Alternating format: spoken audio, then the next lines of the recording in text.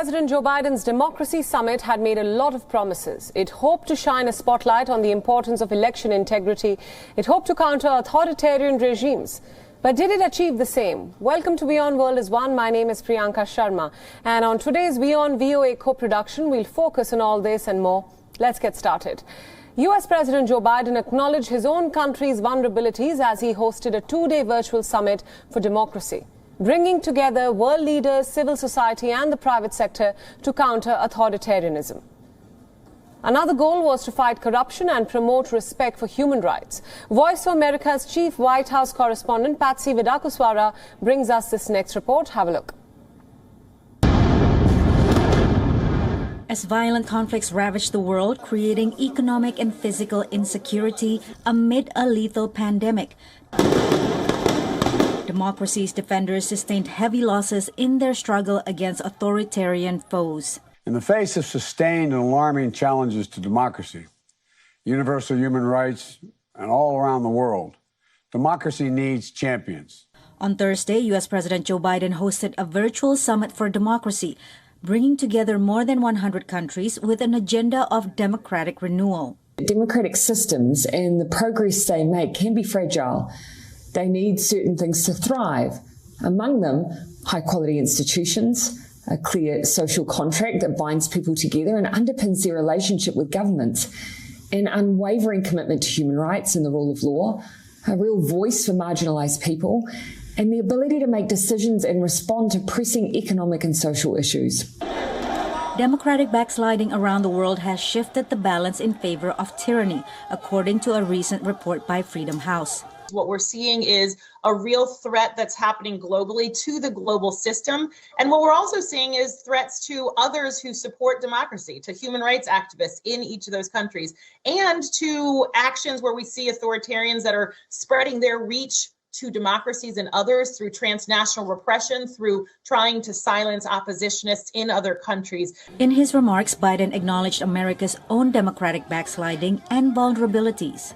We know as well as anyone that renewing our democracy and strengthening our democratic institutions requires constant effort. American democracy is an ongoing struggle to live up to our highest ideals and to heal our divisions. Beijing, furious that Taiwan, which it considers a breakaway province, is attending, has countered with its own International Forum on Democracy, as seen in videos supplied by Chinese state TV that VOA cannot independently verify. The Summit for Democracy will conclude Friday. An in-person summit is planned to take place in about a year. Patsy Widakuswara, VOA News.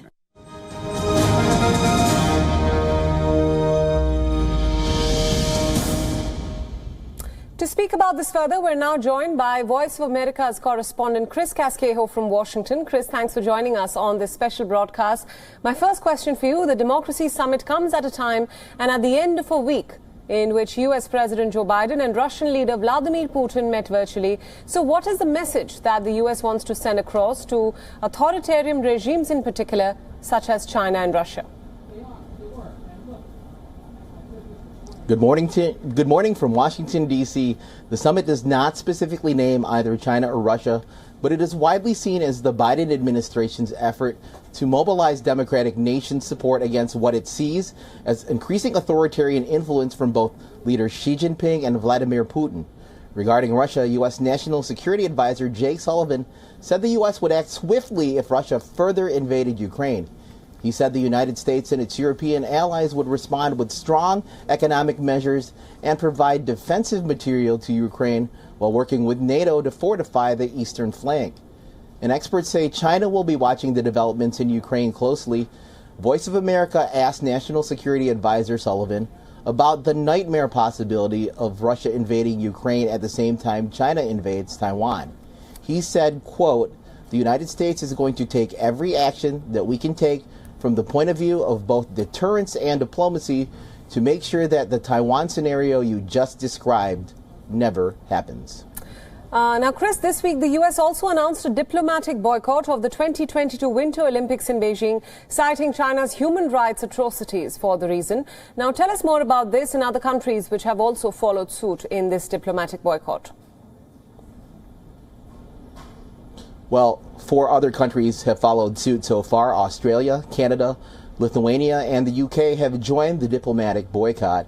It means the U.S. and those countries will still send athletes to the games, but they will not send any high-ranking officials, leaders, or dignitaries as an official delegation. But human rights groups throughout the world argue that does not go far enough. They are calling on nations to fully boycott the Beijing Winter Games over China's human rights abuses, including the detention of millions of Muslim Uyghurs in Xinjiang province and the crackdown on pro-democracy forces in Hong Kong. A Chinese foreign ministry spokesman told reporters in Beijing that China would take countermeasures if Washington were to follow through with this diplomatic boycott, but he didn't specify what those measures would be. The Beijing Winter Games will run from February 4th through February 20th. Right. Now, Chris, the White House also announced that the U.S. is pledging hundreds of millions of dollars to promote democracy worldwide. But of course, the big question is, on ground, how will this money be utilized? Well, it's a series of foreign assistance initiatives totaling $424.4 million. They will include funds to support independent media, anti-corruption efforts, empowering reformers, labor unions, and marginalized groups. These initiatives will also fund advancing technology that supports democracy and defending free and fair elections. But, of course, the U.S. Congress has to approve the money for these measures. Right, Chris, thanks so much for these inputs. Stay with us on this broadcast. We'll come back to you for your inputs on another story. Now, moving on, living through the pandemic has been a stressful and difficult challenge for all of us globally. But in the United States in particular, divisions between those who are vaccinated and those who are still unvaccinated have made the past 2 years even more difficult. Voice of America brings you more details in this next report. Take a look. Sometime over the past 2 years, getting a COVID vaccine became a huge point of conflict between Americans. There are websites devoted to shaming people who refuse the vaccine, only to become seriously ill or die from the disease. And there have been reported threats of violence leveled against vaccine advocates and public health experts like Dr. Anthony Fauci.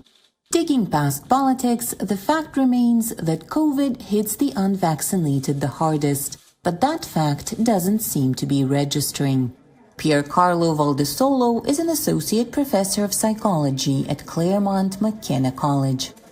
What we're seeing with the virus is a highly politicized topic, stoking in-group, out-group sentiments. And one of the dominant ways that people react emotionally to the suffering of out-group members is a muted sense of empathy, and at the extreme, even a sense of pleasure in the pain of out-group members.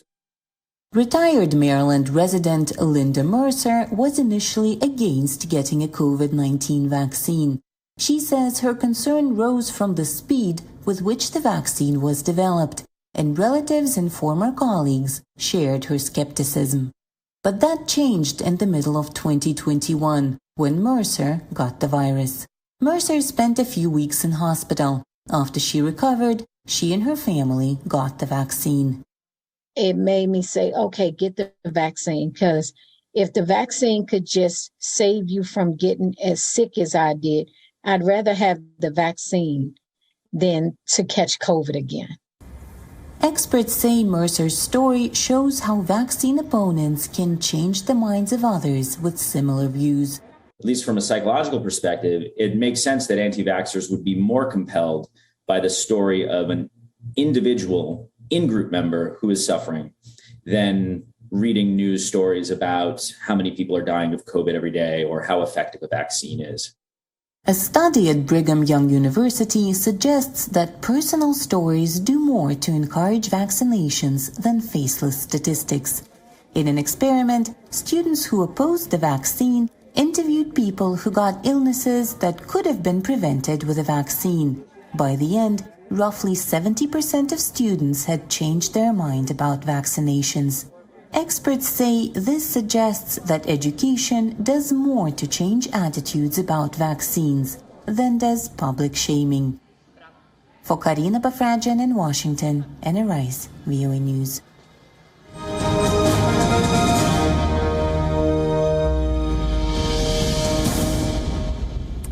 more on this, we still have Voice of America's correspondent Chris Casquejo with us from Washington. Chris, thanks for staying on. Now, the largest city in the United States, New York City, this week announced the strictest vaccine mandate in the country. What more do we know about the mandate, and when is it expected to be implemented?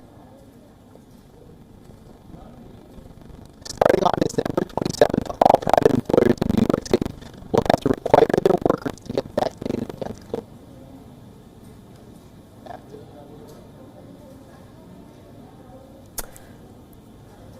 Right, we have some technical difficulties right there. We'll get our correspondent Chris Casquejo back on this broadcast as soon as possible. For now, in this special broadcast of the WION-VOA co-production, we're tackling the issue of vaccine mandates as well as the inequity when it comes to the distribution of vaccines in the US and other parts of the world. Of course, vaccines remain a huge issue of political controversy in the country. Living through a pandemic has been stressful, but what has been most stressful are the divisions between those who are vaccinated and those who are still unvaccinated.